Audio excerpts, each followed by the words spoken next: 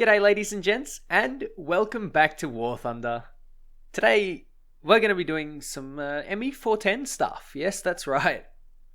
The Hornisse, the sort of plane that just gets left around and no one seems to care about it. Well, I'm here to care about it, and it's actually really fun. It's really, really fun. Now, as you can see, I'm in a squad. I'm in a 4-man squad, and I'm not with Eurus guys. I'm not with any top tier guys. I'm with some subscribers, and perhaps one of the best ME410 pilots in the entire game, my boy Darty1, who is the owner of Volt Squadron. Darty1, one of the better 410 pilots. In fact, I think he is considerably the best.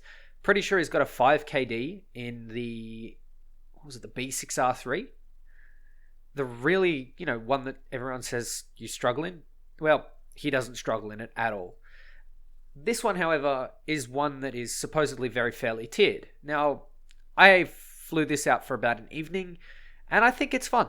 I think it's very overlooked, and if you play it right, it's just about as good as the Whirlwind. And I think it's better, personally. And we'll see in this battle kind of why. It is a very heavy plane, though, and whilst it does lack the climb rate that the Whirlwind has, it certainly makes up for that in its in-flight capabilities. It's nowhere near as fast and hard as the Whirlwind, and it does have a little bit better overall speed control. It can sort of manage itself quite well at the tier that it's matched at. Not only that, but it doesn't have to go against the four heavy bombers, the 264 and the BV323, the BV. I can't remember. Oh my god, that's awful. I can't remember. BV238. There we go. It hit me in the head. Hit me in the face, in fact. Yep. What we're going to be doing in this match is hitting allies in the face, because allies at this tier are pretty bad. 3.7 tends to be the battle rating that gets down tiered a fair bit, and it tends to be sort of 4.3 to 5.3 that gets the up tiers. It's alright, and you can even work with this thing at 4.0, 4.3. You'll start to struggle at 4.7 though, because you'll be facing P-51 Mustangs, and those things will rip you to shreds if you're not careful. Even if you are careful, they do still have that potential. But for the most, I think the 410 is really good, and you'll see exactly why. This match is going to start off pretty slow, but as you can see, I'm climbing into the enemy, and this is a bit of a no-no. You don't really do this in a heavy fighter, but I'm going to get away with it anyway, because, I get lucky. Most of the time, what you should be doing is you should be side climbing a little bit. You should be perhaps going for the bombers to start off with, especially if you're at a tier where bombers are extremely powerful, like 5.3. If you're in a heavy fighter, there are B-29s up, or maybe there are 177s or 264s, you name it. Any of the really strong bombers, you probably should shut down as a heavy fighter pretty early. And I'm not doing that, because I feel like Darty and a couple of my squad mates have me covered. Now, this is at the height of, I think it was like 3 or 4 days into the Operation Shipyard, and so everyone's testing out their brand new Whirlwinds. Everyone. And so the sky is pretty much going to be saturated with things like Whirlwinds, also things that are quite strong like Spitfires and Corsairs. The Corsairs are probably what I should be looking out for the most, because the Corsair is faster than me. Probably not in a dive, but in general. The Corsair also probably arguably has better guns, but here you can see I'm about to go head on with a Whirlwind, and I only have 2 MG151s. I duck underneath his guns, and you can see that he is a lot heavier than me. Well, at least he plays that way, because he's got thinner wings, and he needs to keep his speed up. He's not as floaty as the 410. You see, if you have big fat wings, it means you generate big fat amounts of lift. If you generate big fat amounts of lift, then that means it's pretty much all good for you at lower speeds compared to at higher speeds, where you'll struggle a little bit. But I've got a Spitfire ahead of me, and I think I'm going to go and take a cheeky head on, but I've got to watch out for that Whirlwind above me. The Spitfire looks like he's going for a late head on. I'm just going to commit to him, because it looks like he's trying to do some funny stuff, and it's a 2A anyway. He flies right in front of my guns, I guess. And that's all she wrote. Well, not really all she wrote for Spitfires, because I have a Whirlwind there, and more importantly, that Spitfire off above me to my 9 o'clock. I'm going to focus on the Whirlwind though, and I've got my squad mate here, who is also evading. Yes, he is. There we go. And the Whirlwind is going to stick on me. So the Whirlwind and the Spitfire and another Spitfire are going to be a little bit of a problem. So it seems like my squad mate is engaging the Whirlwind, and the Whirlwind is still sticking to me, and a Hurricane is down below me. So I've got to be careful. What I'm going to do here is I'm going to try and extend and try and draw the Spitfire away, allow for my squad mate to try and take out the Spitfire, or at least distract it well enough that I can get into a 1v1 with the Whirlwind. And I know that a 1v1 in a Whirlwind, well, I have no idea how this thing flies, and I have no idea how the 410 flies, or the Whirlwind, so I have to, experiment a little bit. I do know, however, that the Spitfire will outperform me in a dogfight, and so if I can get away from the Spitfire and make it Whirlwind versus ME410, then I have a much better chance at winning. And you can see here that I'm actually keeping up with the Whirlwind. I can't quite make him overshoot, but here he goes into a critical mistake. He goes into a vertical, and that allows me to drop enough speed that I can get to some optimal turning. Now, he's also dropped his speed, which means that he's beyond his optimal turning, or below, sorry, and that allows me to start using my flaps a little bit. The Whirlwind, whilst it does have good flaps, doesn't seem to have that great low-speed performance, mainly because it's got two powerful engines, and it's also got very, very thin wings.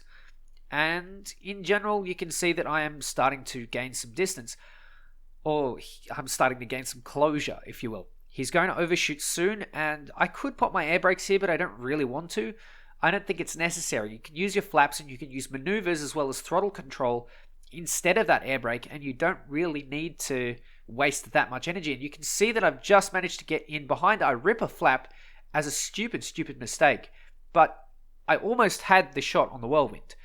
If I can keep the speed nice and low, that means that the Whirlwind is going to maybe get a little shot like he just did there, but he misses, and I can engage the gunners. This is why I like the 410. I can engage the gunners, and you can see now I've gone into a vertical, and the Whirlwind is sort of out of energy here.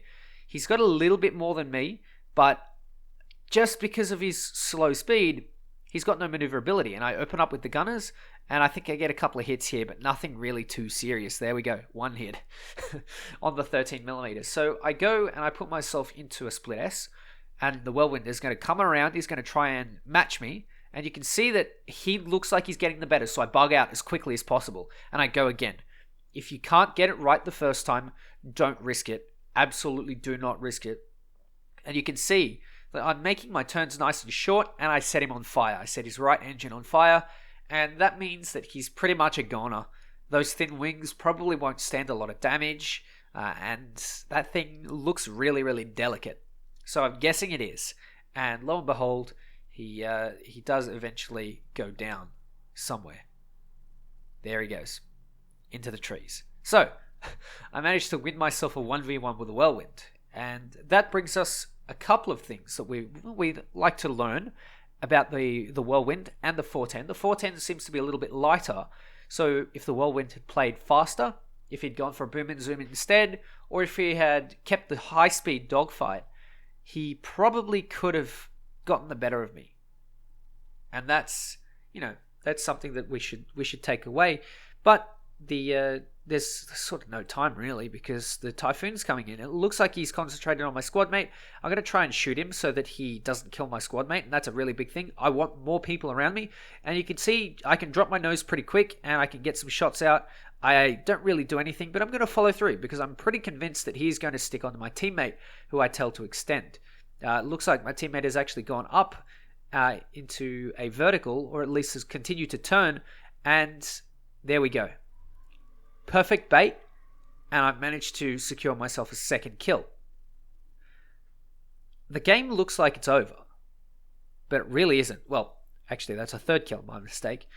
There's not a whole lot left. There's that Corsair, of course, and there's a B-34 Ventura. Now, the B-34 is kind of like a heavy fighter. It's like a bomber that does a bit of turning stuff.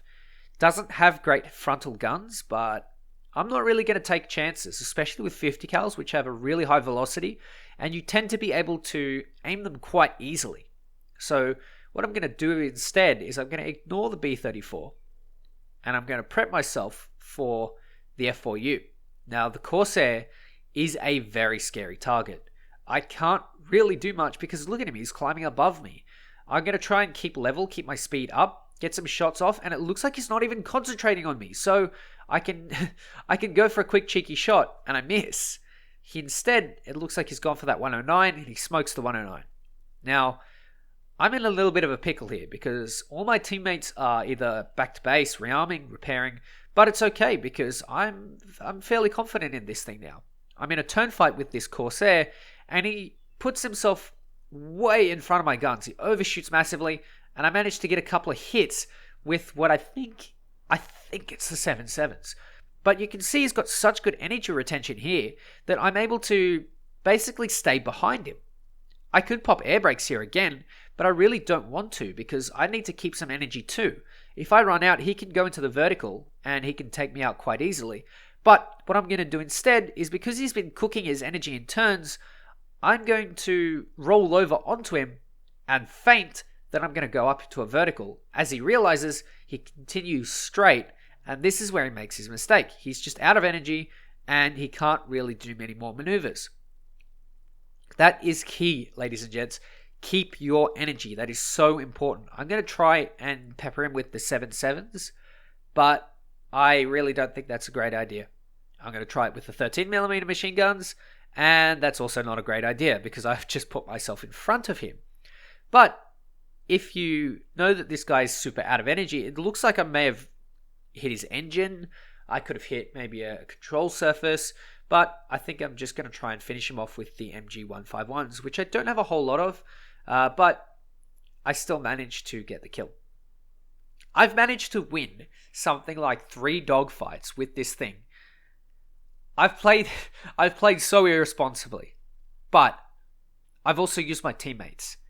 When you work with your teammates, you can pretty much turn any fighter into a turn fighter. Hell, you can turn a bomber into a turn fighter.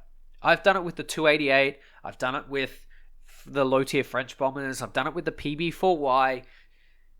If you have a good team that you can work with, like I've got 4 squad mates here, you can really show off and do some funny stuff and get away with it. So the 410 is one of those sorely underlooked planes. Again, I keep saying this, but there are so many vehicles in War Thunder that we just go for the ones that we think are the best. The one that everyone says is the best. But there are some heavy fighters especially that are really, really just underrated. And the 410 is clearly one of them. I honestly, the 410, the P61, the F7F, some of the Japanese heavy fighters, some of the German heavy fighters, the 335A, obviously the 410A. The 410B is a little bit over-tiered from what I've heard, but you can still do relatively well. Now, this B-34, I'm convinced that he's either going to crash or do something stupid, so I'm going to take him out. I'm not going to take his pilot out. I'm going to try and kill his wing, and I think I get his tail. So he can keep his pilot if he wants, save KD if he really wants to do that, but I just want to end the match, and I'm convinced that this guy's going to do something cancer. So there we go. 5 kills in what is thought to be a really bad plane, but actually isn't. And honestly, if you want to give this plane a try, I highly recommend it. If you want to join my Discord so you can squad with me, I'll let you know when I'm squadding, and just jump in VC and we'll have some good fun. But for now, especially with me being busy, I think I'll hold off on it for a couple weeks. But yeah, join the Discord if you want. And also fly planes that you maybe think could be interesting. The 410 is a good example. And honestly, so many people just overlook it. It's sad, but give it a go. You'll have some fun. Anyway, ladies and gents, thank you for watching. Take care, and I'll catch you next time.